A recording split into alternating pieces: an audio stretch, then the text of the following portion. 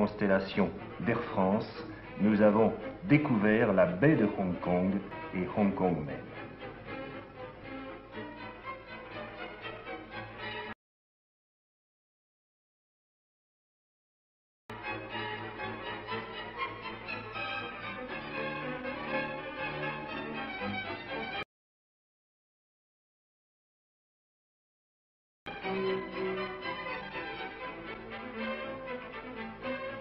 Et il faut dire que l'arrivée aérienne sur la baie de Hong Kong est certainement l'un des spectacles les plus éblouissants qui soient au monde, mais que l'atterrissage lui-même, après que l'avion se soit infiltré, comme vous allez le voir, voici, à travers un défilé rocheux qui commande directement le terrain, est également l'une des opérations les plus périlleuses qui soient.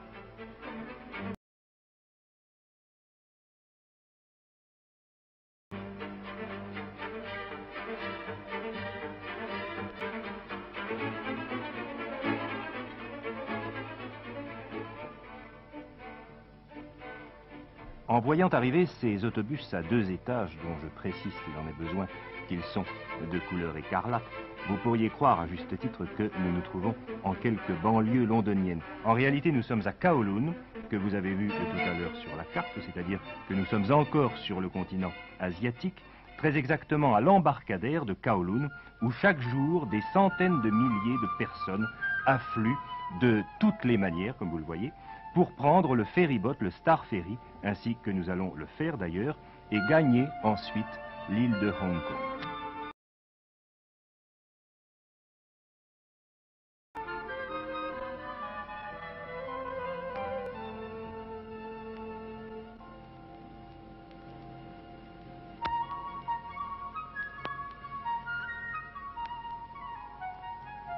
Le Star Ferry, qui fait donc jour et nuit la navette entre Kowloon et Hong Kong, est, je crois, l'un des éléments essentiels, une sorte d'artère aorte, si vous le voulez, de la colonie britannique de Hong Kong. Et la traversée de ce bras de mer est un spectacle qui nous fascinait toujours et dont nous avions seulement peur, en prenant l'habitude, de ne plus tout à fait l'apprécier peut-être ainsi qu'il le méritait.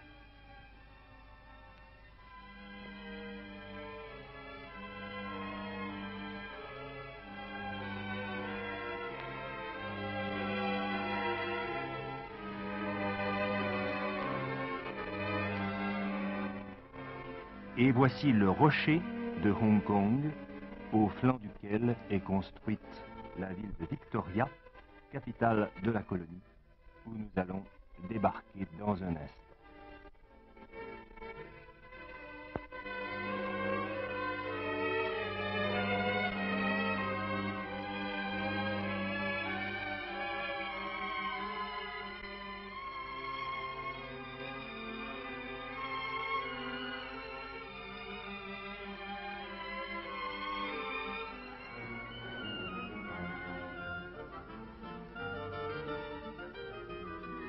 Dès que l'on pose pied à Victoria, pas encore maintenant, mais dans quelques secondes, vous allez voir, l'idée d'une cité au sens londonien du terme, mais d'une cité qui serait évidemment une cité tropicale, s'impose extrêmement vite.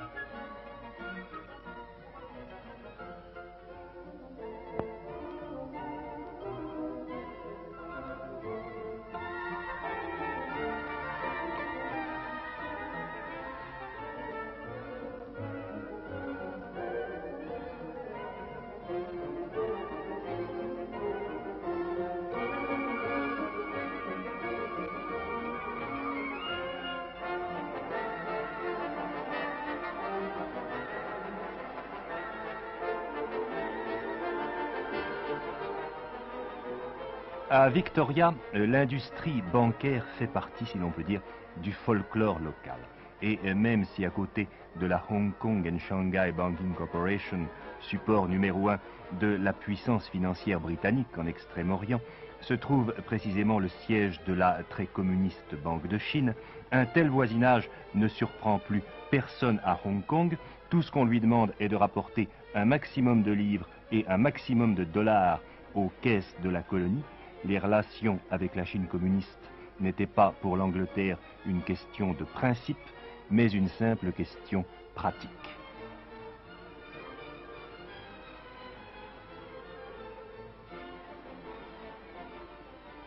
Il n'est pas une seule monnaie étrangère, la plus lointaine comme la plus fragile, qui ne soit immédiatement négociable dans l'une des 400 boutiques de changeurs de Hong Kong.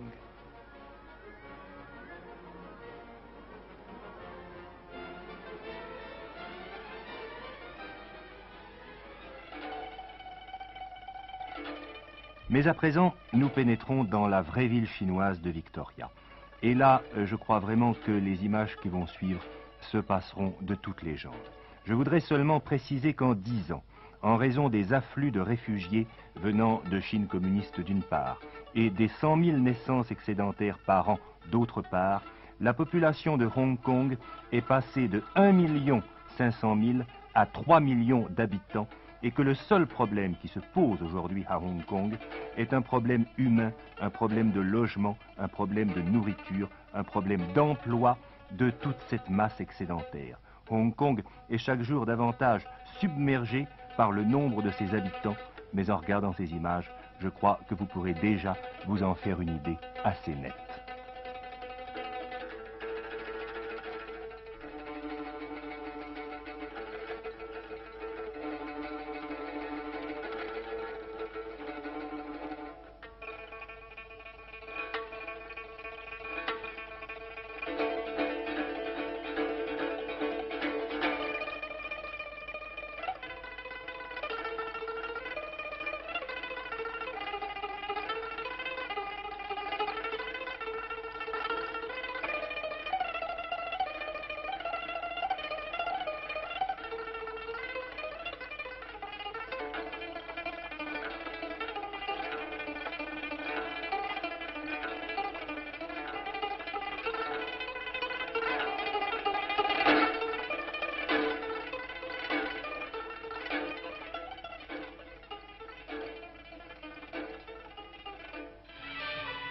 Je vous ai parlé tout à l'heure des 100 000 naissances excédentaires, mais voici tout de même un spectacle très familier des rues de Hong Kong, c'est-à-dire un enterrement chinois.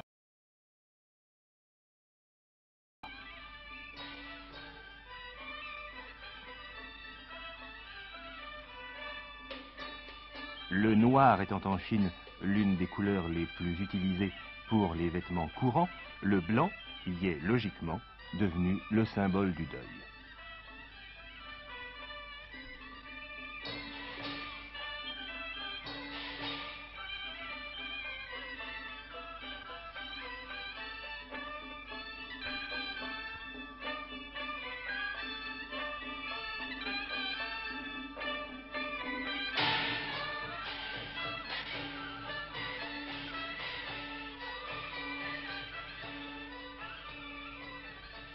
Le marché aux puces de Hong Kong, et croyez bien que ce terme n'est pas seulement symbolique, sera ce soir l'une de nos dernières haltes. On y trouve à des prix défiant toute concurrence à peu près tout ce dont on peut rêver en fait d'objets d'art chinois.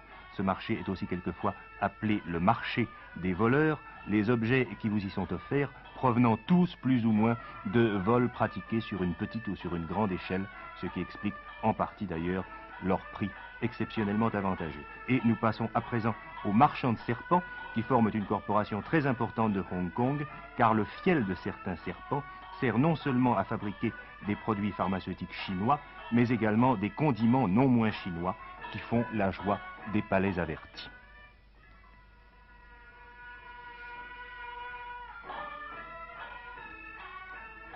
Et voici notre première visite à Hong Kong terminée.